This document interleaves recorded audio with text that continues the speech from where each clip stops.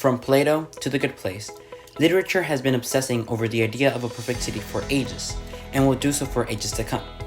Some argue they're not possible. Others see it as just a few tweaks away. So I made a survey and interviewed some of my friends to see what core issues a perfect world should address. That being said, I am Daniel Ayala, and here are the results. Let's introduce ourselves. So let's start with Josh. Peter. Paola. and you have the cameraman. So the rules of this game will be as follows. You will have to rank whatever I say, whatever statement I say, in number of bricks. So how many bricks is racism worth? Oh no, like the thing? Important, how heavy it is. How important? Yeah, 3 All bricks. the bricks. Racism has been at the forefront of political discourse with the events that transpired last summer. Racial tensions have been rising at an alarming rate. Even so, 20% out of the 39 respondents don't believe institutionalized racism exists. Our generation is really vocal when it comes to acknowledging systemic racism, so maybe opening up the conversation without it being taboo is something we should strive for. So this is the next game. So basically you will rank whatever I say, right? The list that I say from least important to most important. So the list goes as follows. Which of these values is greatest? Family, 1, equality, unity, patriotism, individuality, and freedom. This was a test to see what values we uphold as people, things that we should strive to protect in a perfect world. Family, equality, unity, patriotism, individuality, and freedom are all the building blocks of our hegemony. Family first. Family Okay. first, Okay, everybody. Unity second. unity second, Third, freedom. freedom. Either Fourth, there is equality, individuality, and patriotism. Fourth, equality. Equality, And then individualism,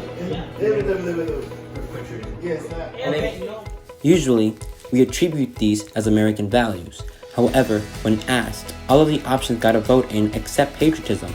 I feel like it speaks volumes of our generation's ability to hold the United States accountable and acknowledge its faults.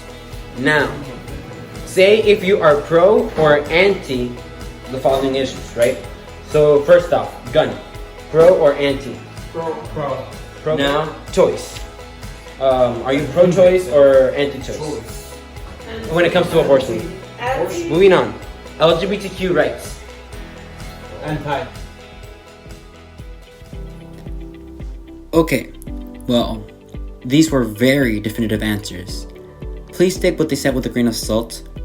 I feel like this is a conversation we must have when it comes to asking what a perfect world would look like. My participants here are Christian, and so their views are shaped by this very belief. If we are to create a perfect world where conflicting ideologies exist, we must find a way to coexist. We must have common ground. To quote scripture, for example, there is neither Jew nor Greek, slave nor free, male nor female, for you are all one. In a perfect world, we must find a way to become one with conflicting ideals. Think of that story. They should have the same rights as a regular human. They should be treated as regular. So pro. Exactly. Ideological differences shouldn't stop us from acknowledging our humanity.